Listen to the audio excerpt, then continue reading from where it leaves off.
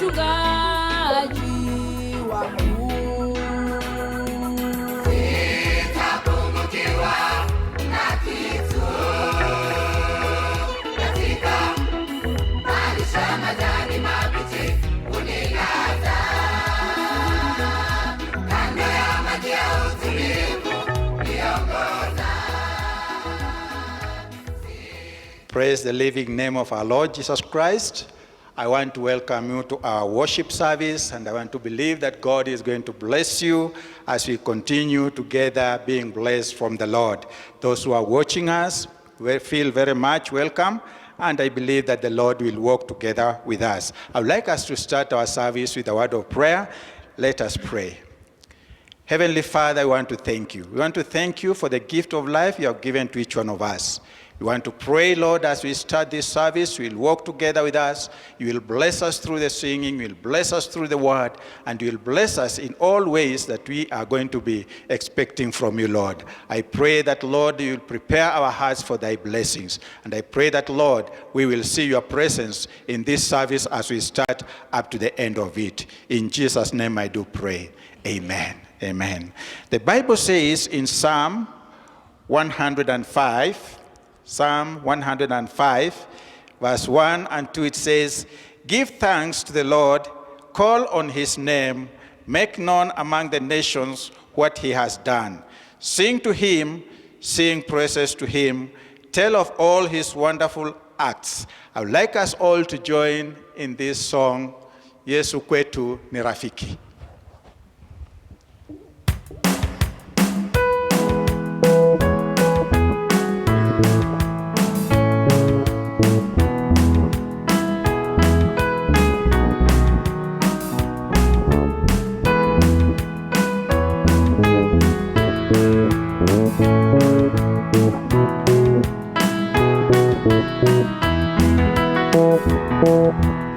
Yesu kwetu ni rafiki, rafiki wa hata pia. Tukiomba kwa Baba, maombi yasikia.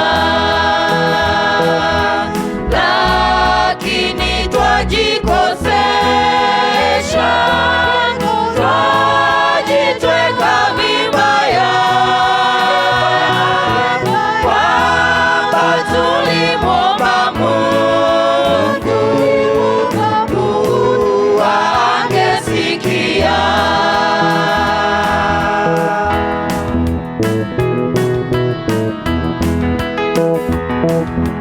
Una dhiki na maonjo, una mashaka pia, haifai kufa moyo, dua atasikia. Hakuna mwingine mwema wa kutuhurumia, atujua tu dhaifu, maombi yasikia.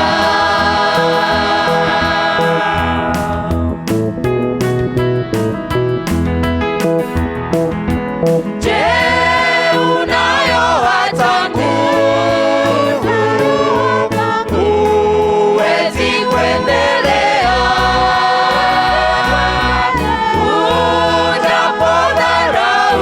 utapodharauliwa, utaporushwa pia. Watu wangekudharau, wapendao dunia, kukwambata mikononi, dua atasikia.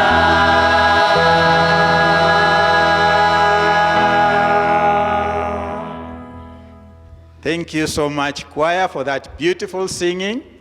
I would like us now to join together in the Apostles' Creed. I believe in God the Father Almighty, maker of heaven and earth, and in Jesus Christ, his only Son, our Lord, who was conceived by the Holy Ghost, born of the Virgin Mary, suffered under Pontius Pilate, was crucified, died and buried. He descended into hell. The third day he rose again from the dead. He ascended into heaven and sits at the right hand of God the Father Almighty. From there he shall come to judge the living and the dead. I believe in the Holy Ghost, the Holy Universal Church, the communion of saints, the forgiveness of sins, the resurrection of the body, and the life everlasting. Amen. Amen. Now it's another wonderful time. I would like to invite our Sunday school team to come and share a wonderful story for the children. Then when the Sunday school is done, Swahili choir will come in with a very special number for us, and then they will take us through praise and worship. Good morning, children. I hope you had a wonderful week. This is your teacher, Teacher Felix. I'm so excited today to be hosting you. Oh, I'm even more excited knowing that we are nearing Christmas time. We are continuing with our series, Christmas series, and I'm so excited. I'm sure the stories are going to be so enjoyable, so thrilling and educative. So relax, sit back and enjoy. Welcome, Teacher Sophie. Hello, children. I'm so super excited to be here today. And our lesson today is going to be Mary visits Elizabeth. It comes from the book of Luke, chapter 1, verse 36 to 54. You remember last week we learned about Mary being given a promise by Angel Gabriel. She was going to bear a baby, and they were going to name the baby Jesus. Mary lived in Nazareth. So when Mary was told the good news, she was so excited, and she wanted to share it with someone. You know, even you, when you're told something good, you will really like to share it with your friends, just to tell someone about the good news. So Mary chose to share it with her cousin, Elizabeth. Mary was excited because she had the good news, and she was going to share it with her cousin. You know who her cousin is? A cousin is a child of your uncle or your aunt. So Mary packed up her things and embarked on a journey to go and visit her cousin Elizabeth, because where she lived was very far. She lived in Nazareth, and Elizabeth lived far from her. So she packed all her belongings and started going. She was also told something by the angel. She was told that her cousin Elizabeth was also going to bear a child. So Mary walked. She walked. She was very lonely on the road. She got very tired and sometimes even hungry. But she never gave up. She just kept going because the good news, she really wanted to share the good news with her cousin Elizabeth. So at last, she arrived at Elizabeth's home. Hi, Mary. Hi, Elizabeth. God be with you and give you peace, Elizabeth. Oh, blessed are you among women, and blessed is the child that you bear. But who am I that the mother of my Lord should come to me? Wow. How did Elizabeth know the secret? How did she know that Mary was going to bear a child? And she even called the child, my Lord. How did she know that? I'm sure God revealed to her. So Mary was happy. She sang a song of praise to the Lord. My soul glorifies the Lord. and my spirit rejoice in my God, my Savior. And for he being mindful of the humble set of his servant, from now all the generation will call me blessed. For the mighty one has done great things for me. Holy is thy name. His mercy extends to those who fear him from generations to generations. Wow. Isn't God wonderful?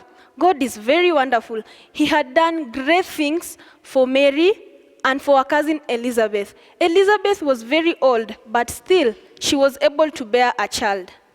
And Mary was also able to bear baby Jesus. Isn't God wonderful? During this season of Christmas, I hope you at home, when you go to Ushago, when you visit your friends, I hope that you share the good news with them. I hope that you will share good news with your neighbors, with your friends, with your family, with everyone that you meet, that Jesus was born. And I hope that you are going to share some things with them. You can carry anything and give them as a gift. As for me, I have a Christmas card here that I'm going to give my friends. I made this Christmas card myself, and I'm going to share it with all my friends. I have several friends, and I've made several cards like this for them. Until next time, that was it for today. Bye, children. Wow. That has been so awesome, children. So exciting and thrilling, educating story. I'm sure you've learned something, just as for me, I've picked one or two things. We have come to that time whereby we are going to learn our memory verse. And here are my teachers who are going to help me say the memory verse before they conclude with a dance. And our memory verse is coming from the book of Psalm 105, verse 2. And it says, "Sing praise to the Lord. Tell of the wonderful things he has done." So teachers, let's say it together so that the children at home there would master it so easy. Psalm, it says, "Sing praise to the Lord. Tell of the wonderful things he has done." Again, Psalm, and it says, "Tell of." So, wow, that is so good. So let's have a word of prayer before we conclude with a dance. So let's believe and pray. Our Heavenly Father, we do humble ourselves before you this morning, Lord. Thank you, Jehovah, for your care. Thank you for the protection. Thank you for the children of this Sunday school, Jehovah.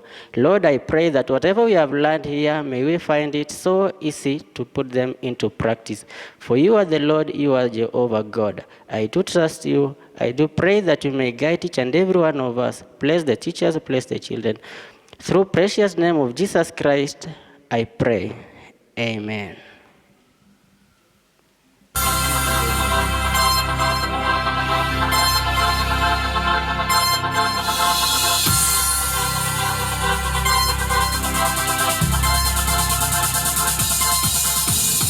Dashing through the snow, what a one-horse open sleigh. Over fields we go, laughing all the way. Bells on Monterey, making spirits bright. What fun it is to ride and sing a sleighing song tonight. Jingle bells, jingle all the way. Oh, what fun it is to ride in a one-horse open sleigh. Jingle bells, jingle all the way. Oh, what fun it is to ride in a one-horse open sleigh.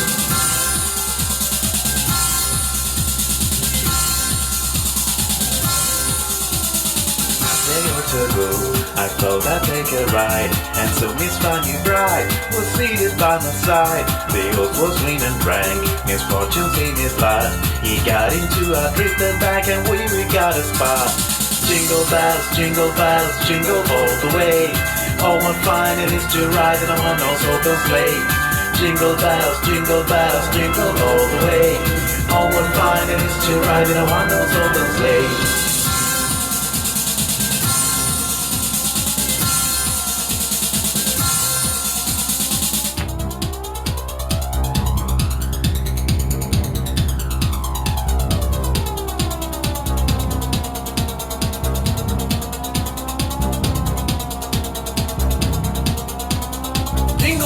Jingle bells, jingle all the way. Oh, what fun it is to ride in a one-horse open sleigh. Jingle bells, jingle all the way. Oh, what fun it is to ride in a one-horse open sleigh. Now the ground is wide, go it while you're young. Take the news tonight and sing a sleighing song. Just take a bottle bay to 40 as a speed. Each into an open sleigh and crack, you'll take the lead. Jingle bells, jingle all the way. Oh, what fun it is to ride in a one-horse open sleigh. Jingle bells, jingle all the way. Oh, what fun it is to ride in a one-horse open sleigh.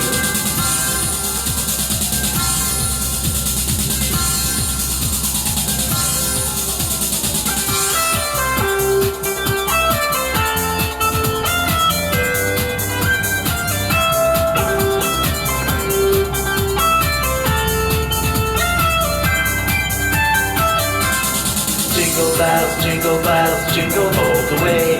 Oh, what fun it is to ride in a one-horse open sleigh.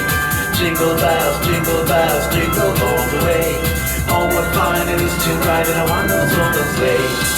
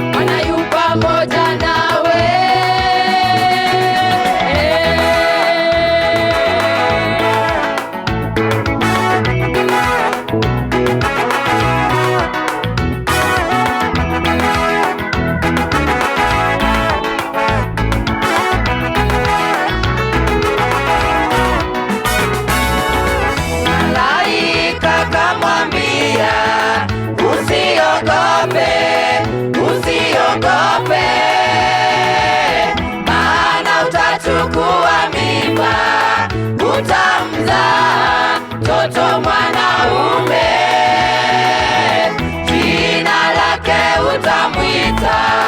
utamwita Yesu, mwana wa Mungu. Malaika kamwambia, usiogope, usiogope.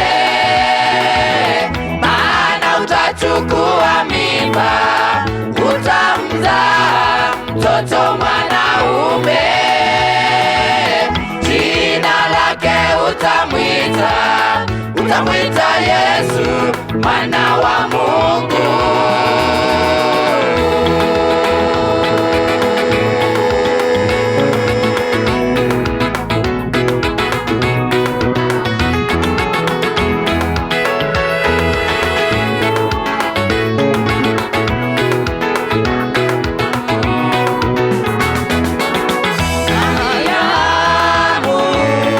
Akamwambia malaika, itakuwaje maana mimi simjui mume? Malaika akamjibu Mariamu, akamwambia malaika, itakuwaje maana mimi simjui mume? Malaika akamjibu,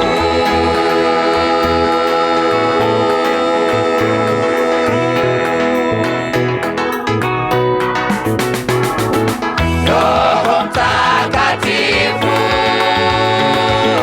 na nguvu zake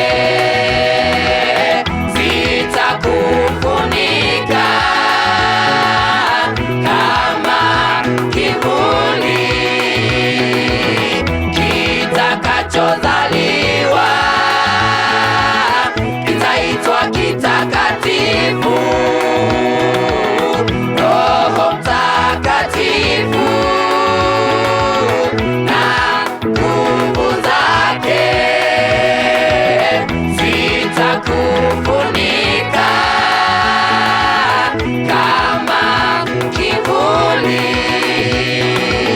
kitakachozaliwa, kitaitwa kitakatifu.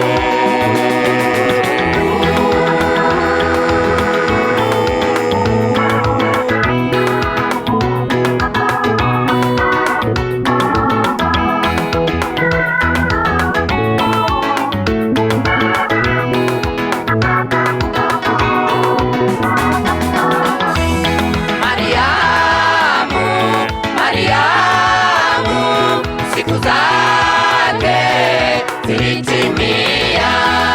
Yesu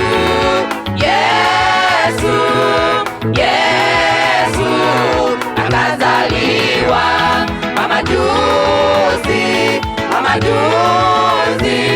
walimshuhudia Mwokozi, wakamtolea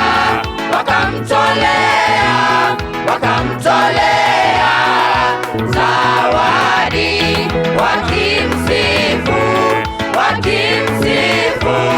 wakishangilia Mungu wa mbinguni, wakimsifu, wakishangilia Mungu wa mbinguni.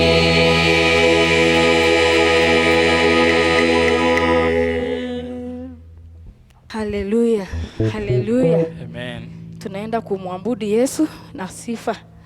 Haleluya. Piga shangwe na vingelengele kwa Bwana. Wanaotutazama tusimame pamoja katika sifa na kuabudu. Hakika huyu Bwana ametenda miujiza katika maisha yetu. Cheze ya Yesu. Haleluya.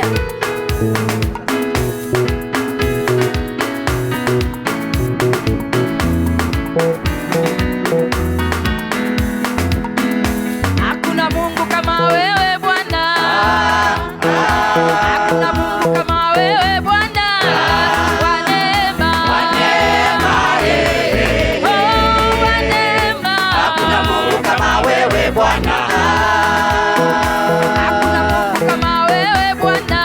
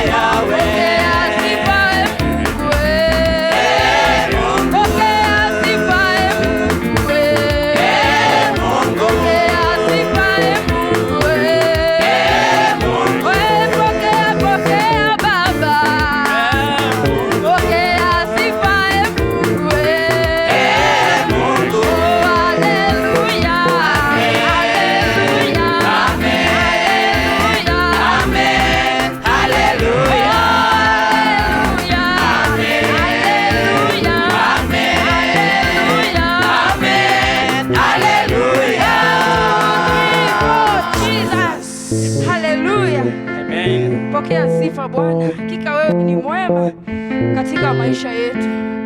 Tuende pamoja katika kuabudu. Haleluya, tunakuinua Yesu. Haleluya Yesu. Nenda mbele za Bwana.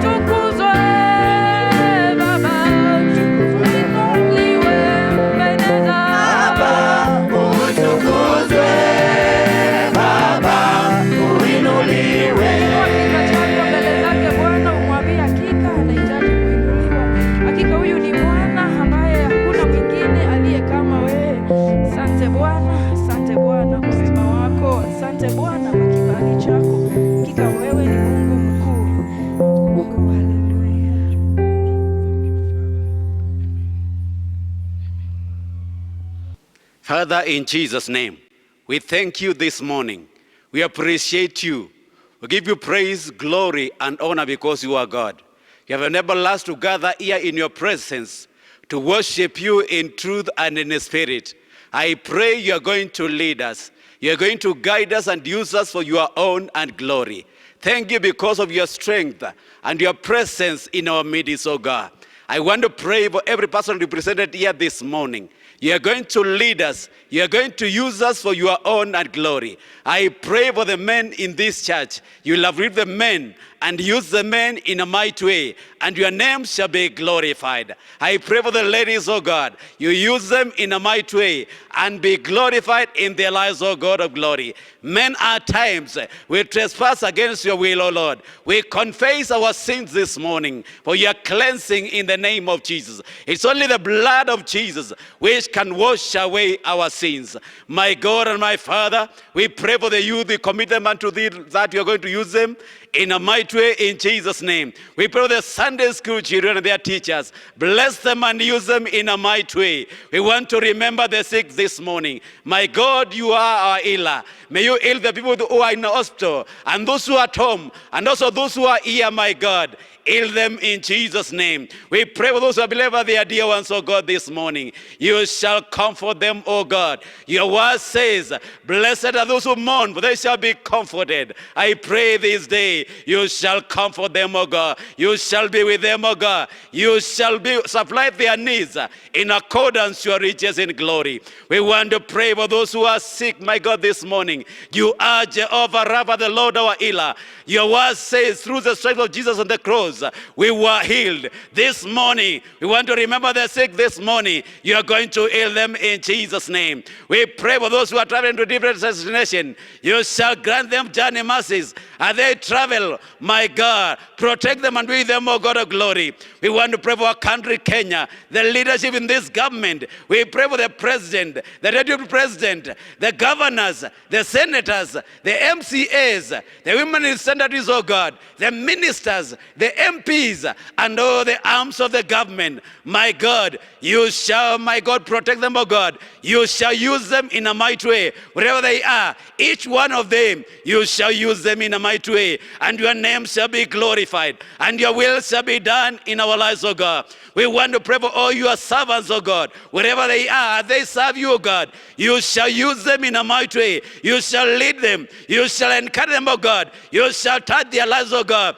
And your name shall be glorified. Your anointing shall be in their lives, oh God, day by day. You shall use them in a mighty way. We pray for the missionaries, oh God. Wherever they are, serving you in different areas in the whole world. You shall use them, my Father. Every challenge which comes on their lives, oh God, they shall overcome in the name of Jesus. And your name shall be glorified. And you shall be exalted in our lives, oh God. We thank you and we worship you. We pray for the widows and the widowers, oh God. Bless them and supply their needs, oh God. We pray for the hearing impaired, oh God. Bless them and use them in a mighty way. And let your will be done, oh God. As we sit and listen to your word, oh God. Father, I pray you are going to be glorified. I pray for the speakers as she comes and preach your word, oh God of glory. You shall use her in a mighty way. You are anointed to flow in a mighty way in her life, oh God. And you shall be glorified and your name shall be exalted. We thank you and we bless your name.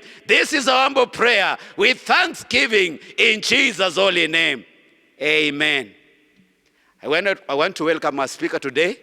And our speaker today is Pastor Amy Kiplagat. Welcome. Praise God. I want to greet you all in the name of Jesus and to thank you for this particular day, the day that God has made for us to rejoice and to be glad in it. And I salute you all wherever you are, where you are getting us from. I pray that God is going to minister to you in a very special way. I thank God for such a moment that He has granted me to be able to speak the word of God unto you. And today we are talking about encouraging one another to settle with the Prince of Peace. And our theme for this entire month is finding peace as one settles with the Prince of Peace. Actually, we know that we are in December, and this is the month that as Christians, we always remember the birth of the Lord Jesus Christ. Our text is Matthew 1:18-25. This is how the birth of Jesus, the Messiah, came about. His mother, Mary, was pledged to be married to Joseph. But before they came together, she was found to be pregnant through the Holy Spirit. Because Joseph, her husband, was a righteous man and did not want to expose her to public disgrace, he had in mind to divorce her quietly. But after he had considered this, an angel of the Lord appeared to him in a dream and said, "Joseph, son of David, do not be afraid to take Mary home as your wife, because what is conceived in her is from the Holy Spirit. She will give birth to a son, and you are to give him the name Jesus, because he will save his people from their sins." And all this took place to fulfill what the Lord had said through the prophet. The virgin will conceive and give birth to a son, and they will call him Emmanuel, which means God with us. When Joseph woke up, he did what the angel of the Lord had commanded him, and took Mary home as his wife, but he had no union with her until she gave birth to a son, and he gave him the name Jesus. That is our word for the text for us today. Here we are being told about the birth of the Lord Jesus Christ. And as our topic is, it is finding peace as one settles with the Prince of Peace. Peace is paramount in everyone's life. Peace means, to the world, peace means absence of war or trouble, but to us Christians, peace, as Jesus said in John 16, verse 33, Jesus said that, I'm telling you all this so that you may have peace in me, because in the world you will have trouble. But be encouraged because I have overcome. Again, when you look at John 14, verse 27, it gives us the version of peace that Christ told us. Christ said in John chapter 14 and verse 27, peace I leave with you, my peace I give you. I do not give to you as the world gives. Do not let your hearts be troubled, and do not be afraid. What I'm trying to say to you as a fellow believer, wherever you are, is the peace of God is that peace that even if you are going through challenges, you are going through trials, you are going through fiery times in your life, you still have the calm, you still have the quiet in you. That is the peace that Christ gives us, the peace that dwells in our hearts, that we are able to walk through situations and still be calm and still be quiet and never fret and never be distressed. That is the peace that comes with the Prince of Peace. And as we talk today about encouraging one another to settle with the Prince of Peace, I want you to have that at the back of your mind, that Christianity is not void of troubles. Christianity is not void of challenges. Christianity is not void of those tough times. They are there. But with the Prince of Peace in us, we are able to act in a very calm way, in a very quiet way, in a way that people look at us and wonder what is happening with us. We are supposed to be this way, but we are still standing. Praise God. So today I want us to look at this scripture that we've been given. Here we are told about the birth of Jesus. We are told that this is how it happened. His mother Mary, who was pledged to be married to Joseph. We know Jewish marriages at that time took 3 steps. The first step was the two families came together and agreed, and then after that, there was a public announcement, and that is what we call engagement in our present world. And then after that now, there was going to be the consummation of the marriage, whereby they are married and they are able to live together. So at this juncture, Mary was pledged, she was engaged to Joseph. And as per that time, when you are engaged, you are not allowed to have sexual relations with your spouse. So they were still engaged. And in that process, Mary was found out to be with child. And when Joseph came to know about it, as in verse 19, because Joseph, her husband, was a righteous man and did not want to expose her to public disgrace, he had in mind to divorce her quietly, because he was allowed to do so according to the customs of the day. And then now, we see that in that, as Joseph was still contemplating on actually leaving Mary, the angel of the Lord came to intervene in the situation, because this child that Mary was carrying was a child that was conceived of the Holy Spirit. But definitely you know that people would not know that this is a child that was conceived by the Holy Spirit. God had to intervene by sending an angel to tell Joseph that this child was a holy child. And we see Joseph, he listened to what the angel did. And he was told that the child was conceived of the Holy Spirit. And he was told that when the birth of the child came, he was to give that child the name Jesus. All this took place to fulfill what the Lord said through the prophet. And that is that the virgin will have a child, and that child will be called Emmanuel. Finally, in verse 24, the Bible says that when Joseph woke up, he did what the angel had told him. I want us to see this, that according to the custom of the day, Joseph was allowed to divorce. And if he was to divorce Mary, Mary would have been exposed to public shame. But we see what Joseph chose to do. And I want us to encourage ourselves today by looking at how Joseph behaved in this situation. So, God, the virgin birth of Mary, the virgin birth is very important to us as Christians because it tells us that Jesus was human and at the same time, he was God. He was fully human and he was fully God. And this is very important to us as Christians because in Hebrews chapter 4, we are told that Christ was here and he went through whatever we go through. So we can identify with him.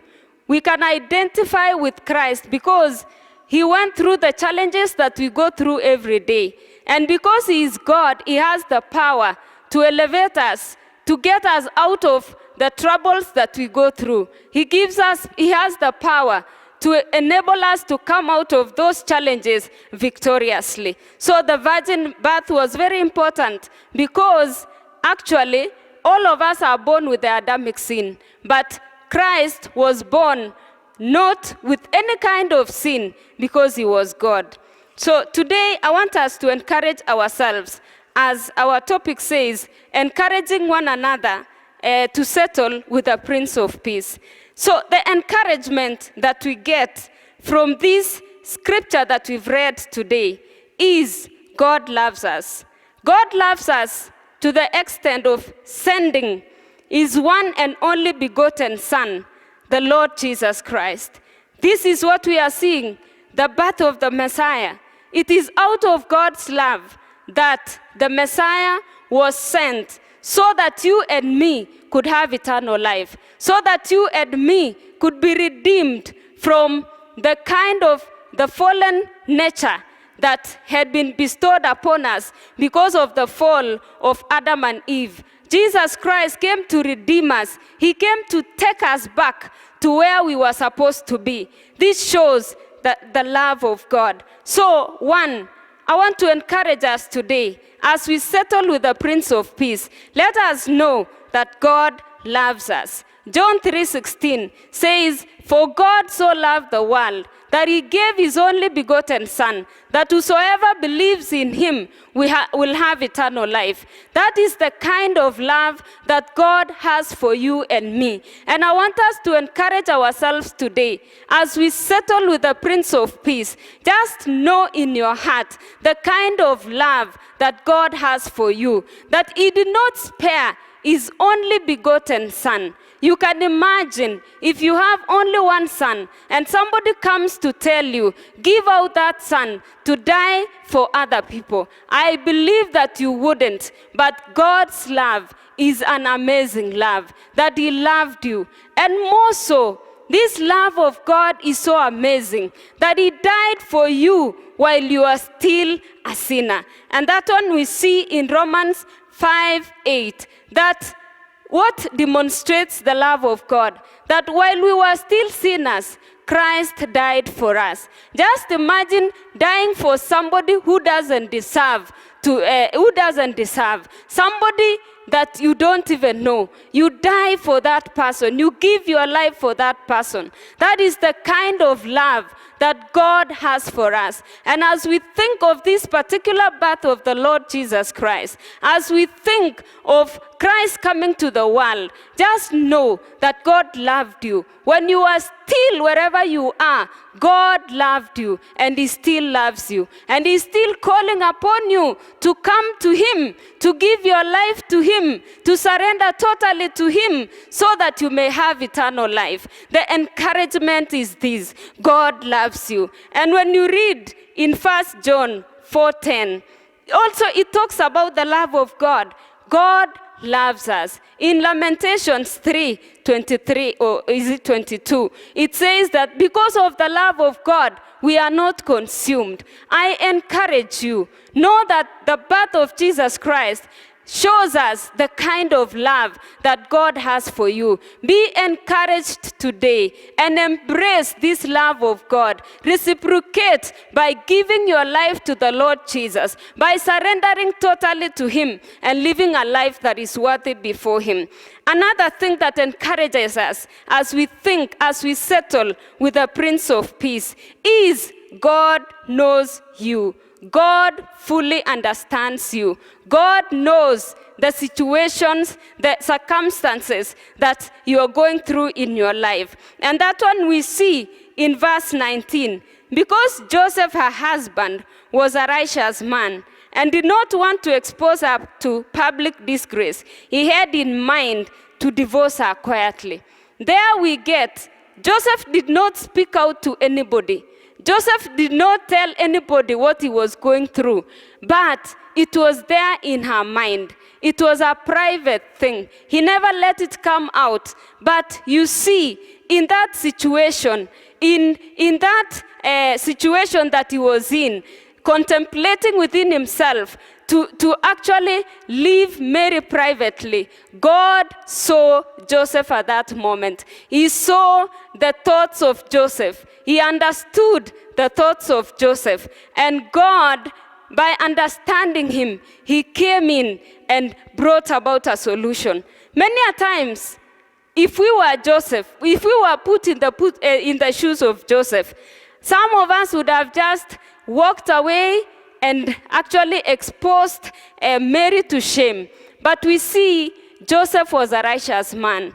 Joseph was somebody who loved the Lord Jesus Christ, and he loved God, and he was willing to do it privately, not wanting to expose anybody to shame. What happens to us in our lives many a times, when you know that actually I'm not concerned, I'm not involved here, you just do it the way you want because you don't care about the feelings of the other person. I want to say that if our decisions are going to influence the lives of others, we ought to seek for wisdom and seek upon the will of God, so that we do not hurt other people, so that we do not discourage other people. And we see this is what Joseph contemplated to do. And God saw him at that particular time.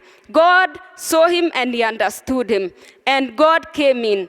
In verse number 20, then another point is God intervenes in our situations. I want us to encourage ourselves as we settle with the Prince of Peace. Let us understand and encourage one another that in our situations, God intervenes. Praise God. He intervenes in whatever we go through. And that is what we see in verse 20.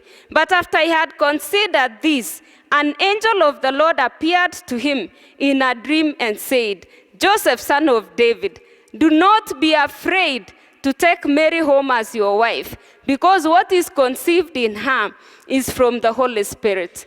You know, if Joseph had chosen to actually divorce Mary, he was right, because he was not involved. He was innocent. He was not involved with the pregnancy. He was innocent. But we see here that God, out of knowing what was in the mind of Joseph, He came in with a solution. And He sent an angel to tell Joseph what was in Mary's womb was a holy seed. So I want to say this: in whatever things that we go through, in wrestling that we wrestle, I know all of us, if we were to open people's mind, minds, you would be surprised by what is inside them. There are people who are sick and they've chosen to keep it to themselves.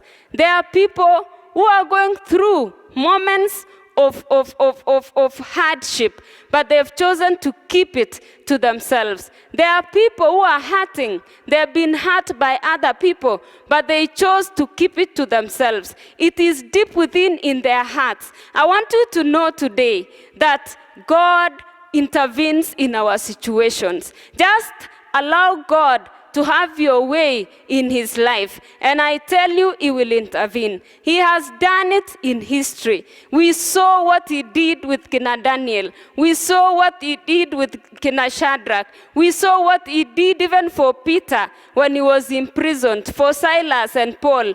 God has been intervening in situations in the lives of men because God knows how tough and difficult at times things can be. And he comes in and intervenes in those situations. Actually, for Joseph to understand what was going on, it was not easy. And God had to intervene by sending an angel. I want to believe and trust today that as we put our faith and trust in God, those things that are boiling deep within us, the turmoil that is in your heart, my God is going to intervene. He is going to send somebody, even through the preaching. He is going to send people to you that are going to minister to your needs in the name of Jesus Christ. Because our God, this Prince of Peace that lives within us, actually will settle things with us in Jesus' name. And again, I want to say that let us encourage one another by knowing that God guides us. God gives us the power to do his will. And that is what he has said in John chapter 16 and verse 13, that when the Spirit of truth will come, he will guide you into the entire truth. And we see this in verse 24. Joseph was able to do what God had commanded him to do. God gave him the power to be able to do the will of God. So as we surrender and settle with the Prince of Peace, the thing that comes in is that God enables us, God empowers us through the power of his Spirit, because the Prince of Peace is in us. He empowers us by the person of the Holy Spirit so that we are able to do his will. So I don't want you to despair and say, how is it going to happen? The Spirit is there. He is the one that he has been given. He is a deposit inside us. He is the one who enables us to do the will of God. Yours is just to surrender and allow the Prince of Peace to dwell in your heart. The Bible says in Philippians 4, verse 8, that, verse 6 there, the Bible says that we should not be anxious over anything, but through prayer and supplication, we should make our requests known unto God. And the peace of God that passeth every human understanding will govern your heart. I want to encourage you today that there is God in our lives. When we accept him, he comes and lives in us. And he gives us that peace, not as the world does, but he gives us that peace that even in the midst of tough times, we are able to stand. We are able to show some quiet and some calm in our lives. I want to give an illustration. During this time of COVID, there is a man who went to hospital and he was tested. As he was waiting for the results to come, he was okay. He was laughing and joking with the people as they waited for the results. But let me tell you, when the results came out and he was told he was COVID-19, he just fainted and he died there and then. We need the peace of God in our hearts, so that he calms us. He gives us a quiet spirit to be able to take things as they are and be able to soldier on. I pray and ask that you may accept the Lord Jesus Christ as your personal Savior. So how do we settle? One, we settle by accepting the Lord Jesus as our personal Savior. And the Bible says in 2 Corinthians 6 and verse 2 that the acceptable time for salvation is now. Don't postpone. Accept the Lord Jesus Christ now, because this is the right time. After accepting the Lord Jesus Christ as your personal Savior, forsake sin and walk in obedience. Walk in obedience to His word. Heed to His voice. Listen to what He tells you every day, and then you will be able to settle. And again, allow Him to lead you. There are people that after accepting the Lord Jesus Christ, they are not willing to be led. I want to ask you, if you want to settle with the Prince of Peace, allow Him to lead you. Allow Him to guide you. And finally, live a righteous life. Live a righteous life. Let your life be in the right standing with the God. Let your be in the right relationship with God. And then you will be able to settle. And the Prince of Peace will be able to settle every issue in your life. So my brother, my sister, I call upon you today that since God loved us that much, that today we are talking of that virgin birth of the Lord Jesus Christ, know that He extended His hand to you to save you, to bring you out of that situation that you are in, the situation that you think there is nobody who will ever understand. Let me tell you, the Prince of Peace understands. Just accept Him, and He will come in, and He will settle everything in your life, and you will live a life that is pleasing. You will enjoy. The Bible says that the kingdom of God is not a matter of food and drink, but it is peace, joy, and righteousness in the Holy Spirit. So I invite you, accept the Lord Jesus Christ so that you may experience the peace, you may experience the joy, and live in righteousness. May the Lord bless you. May the Lord do you good. In Jesus' name I pray. Let's pray. Everlasting Father, in the mighty name of Jesus, today, God, you've spoken unto us. You've encouraged us, Jehovah, that you are God who is love, that you sent your Son Jesus to die so that we may have everlasting life. I thank you, God, because you fully understand us. Even before we speak anything out of our mouths, my God, you understand it. And Jehovah God, you encourage us again that you intervene in our situations. Whatever we are going through, whatever seems so difficult, you are always there, Jehovah, to make a way out for us. I want to pray for the viewers. I want to pray for those who are listening, Jehovah, for those who are seated at your feet, that, Lord, you will minister to them. You will minister to those needs. You will manifest yourself in a very special way, God, and elevate them from those situations as they encourage one another, God, as they settle with the Prince of Peace in their hearts. And for them who are giving their lives unto you, I pray for them, Jehovah God, that in the name of Jesus, you forgive them their sins and make them sons today in the kingdom of God. For it is in Jesus' name I pray. Amen. Thank you so much, Pastor, for that wonderful message. I want to thank each one of you for joining us in our worship service. I know each one of you has been blessed in a way or another, and we are very grateful for the Lord giving us this opportunity so that we can be able to worship Him. I want to thank the choir so much for blessing us. I want to thank the intercessor for sharing with us in the intercessory prayer. I thank the Sunday school team. I also want to thank the interpreter who has been interpreting for us. And also, I want to thank so much the pastor, Pastor Amy, who has shared with us the message this day. And now we come to the time of giving to the Lord. And I want just to remind you, you watching us, that our pay bill number is 668869. So you can put your money through 668869. 369. Our account is AIC Fellowship. May we all join together in a word of grace by saying it together.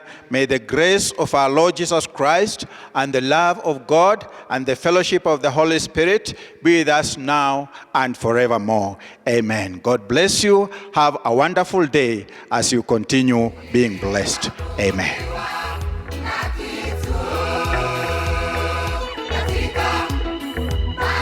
Majani mabichi unilaza kando ya maji ya